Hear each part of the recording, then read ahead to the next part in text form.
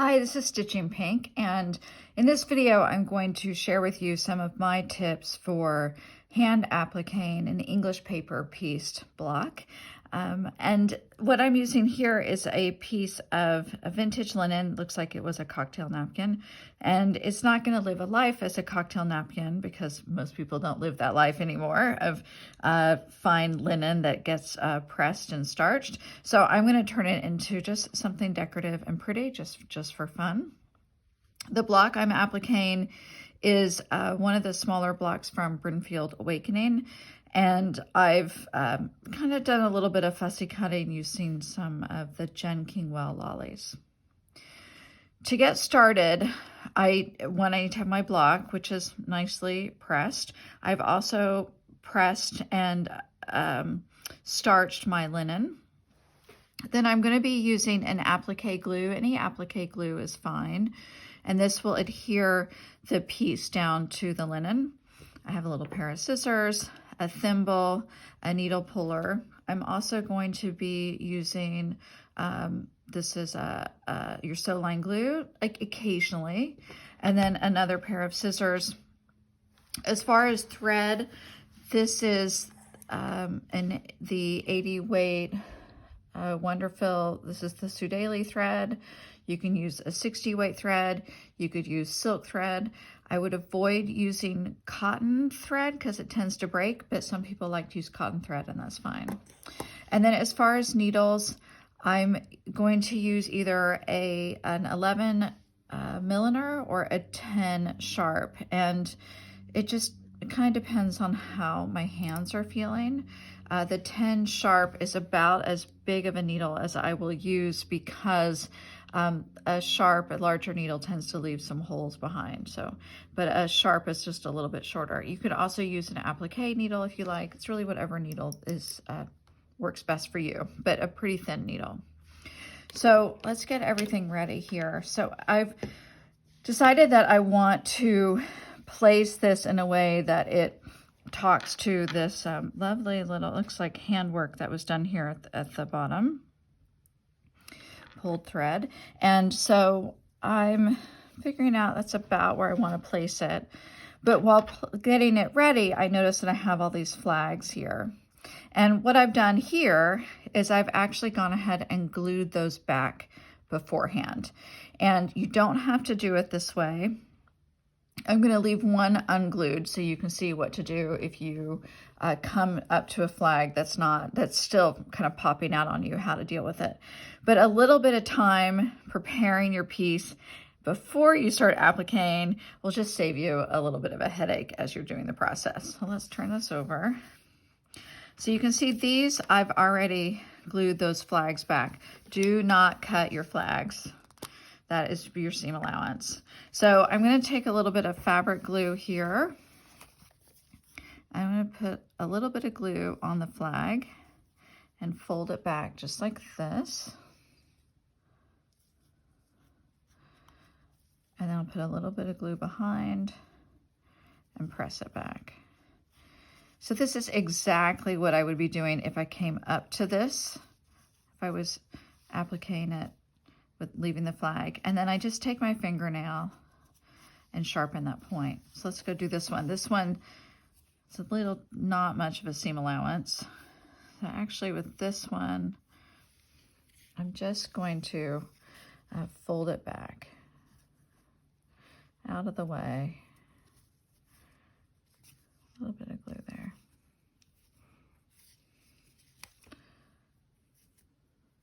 All right. Like that. I'm just moving them out of the way. It's not that I'm still going to have to push them with my needle when I come to them. Let's do this one and I'll leave that one. I put a little bit of glue here, fold that flag down. Okay. A little bit of glue there and fold it back. So you can see. And then take my fingernail. So I get that point. And I'll leave that one for us to work with and show you in how I will do that. I'm going to put this about like there.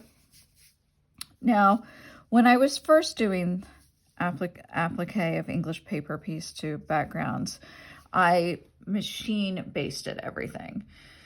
And you can still do that method. To machine baste this, I would put some basting all up in here with the longest stitch that you have, and then that will stabilize your piece. But I have given into the ways of glue basting. And the first thing what you want to do with the glue base is first use it sparingly. You don't want to have like a lot of glue extra. So it's nice they have these nice thin tips. And you do want to use a glue designed for applique. So this is where I want this one to be. So I'm just going to pick this up and put a little bit of glue right in the seam allowance and give it a press. That's a little more than I wanted. You really want to have the glue just be in the seam allowance. I'm going to put this one right there, here, a little bit there.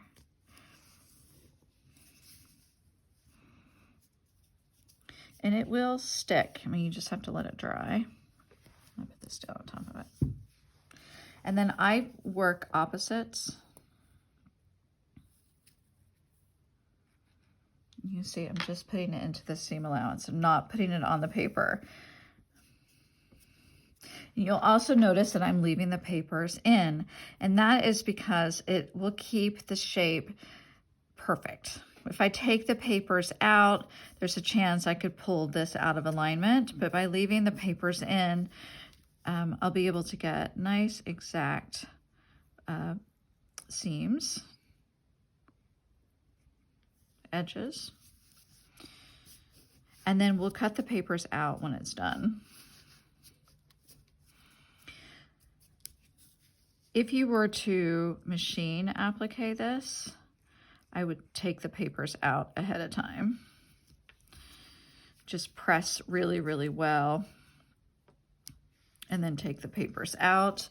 And the reason for that is that once you stitch through the papers, even just a little bit, it's very difficult to take them out and reuse them.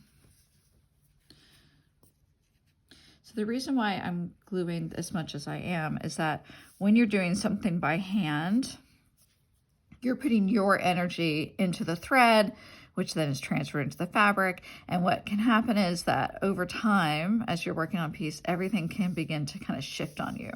So I find that just using a little bit of a man-made product can really help everything stay in place. I'll turn this one around.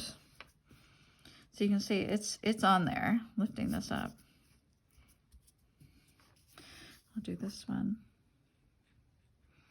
And this is really all I have to glue here. I don't need to be putting glue in here.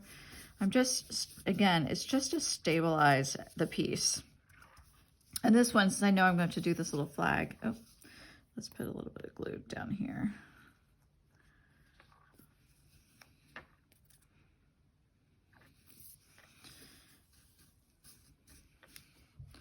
And be sure to always put your cap back on and turn it tight because this stuff tends to dry out. All right, let's press this down. Give it a minute to dry. So you'll wonder, what am I going to do with the papers when I'm finished? Well, I'm going to cut them out from behind, and I will show you what that looks like on a project. So this was the first one I did. So all I did was really just cut out where I needed to.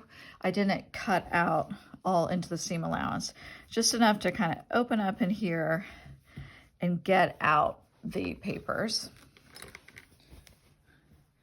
But then with something like this, I actually did cut out all the background into the seam allowance, partly because I didn't want that background purple to be showing through the pieces and distorting the color, particularly on that white.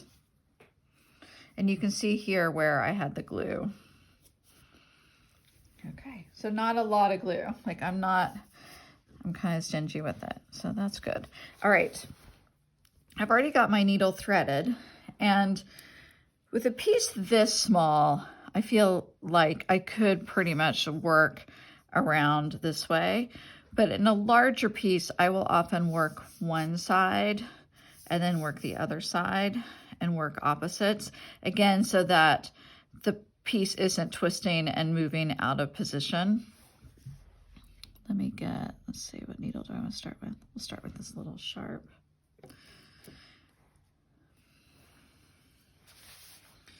And I think, make sure this is nice and dry. Okay. I'm gonna come right up into here, just like that.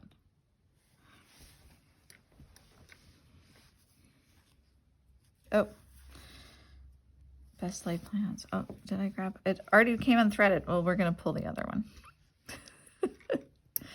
Okay, and while I'm thinking of it, I'll go ahead and put my needle puller on. This just helps. It literally helps pull the needle and also saves my hand and my fingers from having to work so hard. Depending on the project, I'll also put a thimble on. Okay, we'll just get started here with this one. I'm going to come right up into this area. I'm going to go down into the background, come up, and I'm just going to catch the very edge. So I'm not going to go through the paper. I'm just going to take a very little bit. And I go straight back down, go through the background, my linen napkin, and I come right in about a thread in. So here's my paper. This is the edge of the fabric wrapped around, and pull up. And I pull until I just feel resistance. Like that. So I put my thimble on this finger. So I have found I'm still working on using my thimble, but it will save my hands.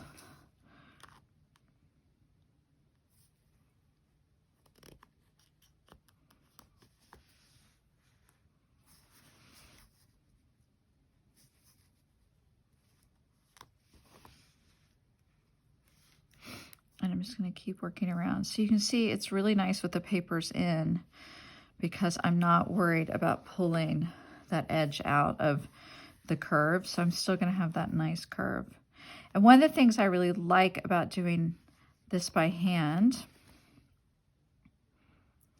is that I'm still going to have some like a 3D effect almost of the applique. Machine applique is fine. I have no judgment on it, but it does tend to flatten your piece out a little bit. But it can be great as a, to use a blanket stitch around the edge. Okay, so you can see here I have a little bit of that flag there, and I'm just going to take my needle and kind of give it a little swipe. It moves out of the way.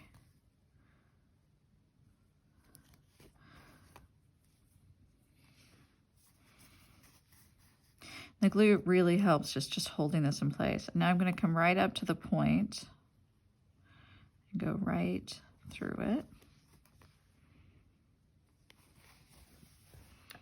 Oh, it's coming unglued a little bit. I'll have to re-glue that. Okay. Then I come down, go into the point, right beyond the point actually.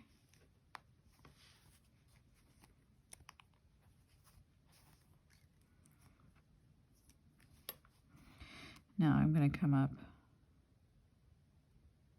on the side. Okay. So I've done this curve, and now I'm going to come down and do this one. And while I'm thinking about it, I'm going to put just a tad more glue so this thing will stay down for me.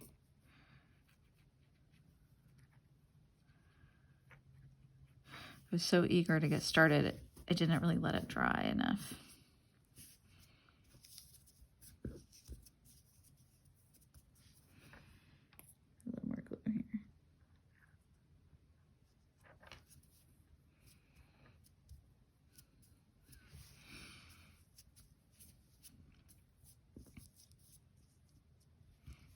Just a little more glue.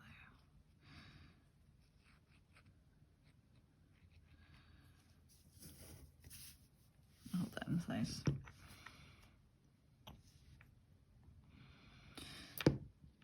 The Roxanne glue is fine if you want to use that. It's really up to you, you know, whatever you have. I would not use an Elmer's glue. I did have a question about could I use my glue pen glue, and you can, but it's even less permanent than this. Like this, if I really let this dry, it will, you know, hold it in place. You can see here, these are holding. Okay. Try not to manipulate it so much. Now I'm going to come along this edge. So you may have learned to do applique a different way, and that is fine. This is how I do it. And it's really a matter of finding a method that works for you and that you like the way it looks. So some people really prefer to use silk. That's fine. You might put your thimble on a different finger. That's fine. You just have to find the method that works and that you're more likely to do. Now, if you're not likely to do this at all, that's fine too. I really like the look of hand applique, particularly for something like this that's English paper pieced. And, you know, already has the handwork component. So this looks like this is something where the curve didn't get in quite as well. So I'm going to just sweep that back with my needle a little bit while I'm working. And hold it. Let's see if I can get it back. If you've ever done needle turn, you know, you don't have the benefit. You're actually turning the seam while you're stitching. So we're just doing a little bit of that here.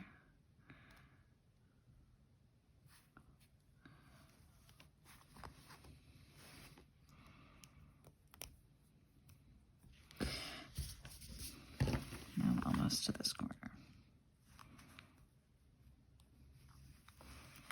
So I want to go down into this corner and then up and turn that flag just so you see what that's like.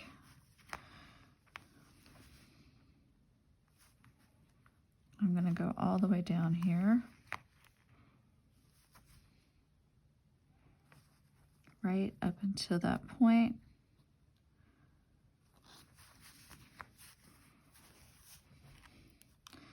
Then down in between the pieces. And now back up.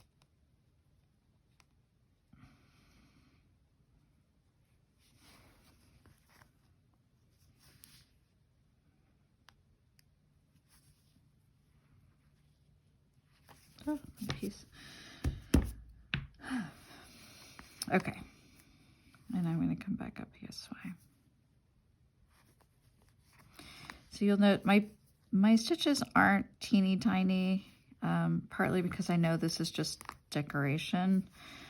And if you were going to be having something in a quilt, you might want to have the stitches a little closer together. You might also be quilting over it, so that will stabilize the piece. All right, I'm going to tie this thread off. So I'm going to go straight down here to the back, go into the seam allowance and make a little knot.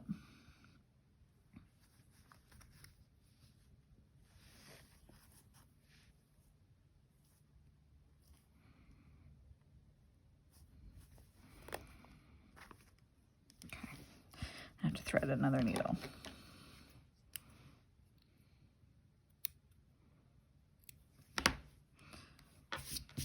So you can see my stitches right along here following the curve.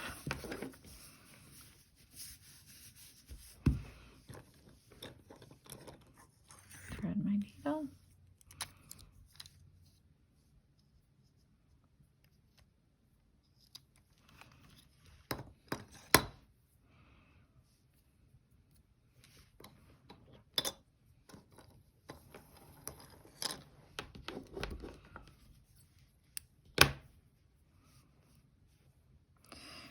have another video on my channel where you can see how I thread needles. Let's see if it's going to work for me today in real time here. And then I also like to tie my needle on because this thread is so thin. So I do that by, I have this loop here that came through the eye, and then I take the tip of my needle right through and pull. Okay. And do my quilter's knot.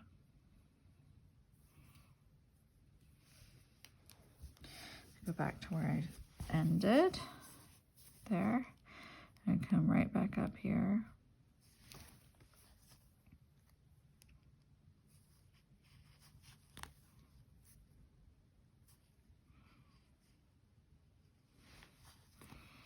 So now I'm coming up to that little flag.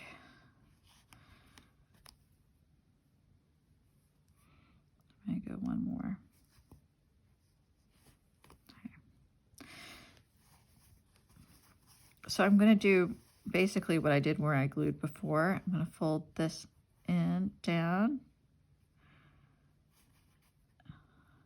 So I find it's easier, really, if you can think about it.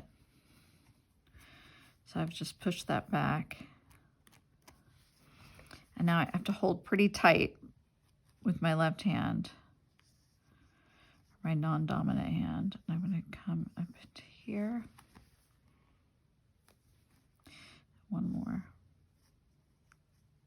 And go right up into that point. And then go straight back down into the background.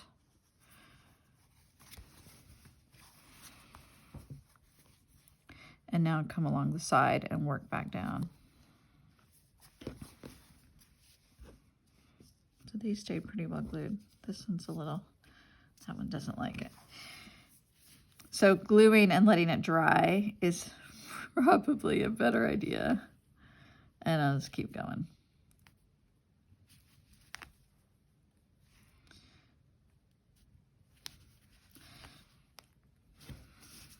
So I'll continue around, working down here, going straight down, coming back up in the other shape, up to the point, straight down, come up on the side, and then keep working my way around. I just love the way it looks. It kind of puffs up. And then when I'm finished appliquing the entire piece, I will go in and cut out the background, the backing, this linen, and then remove the papers. So that will be in another video. Happy stitching.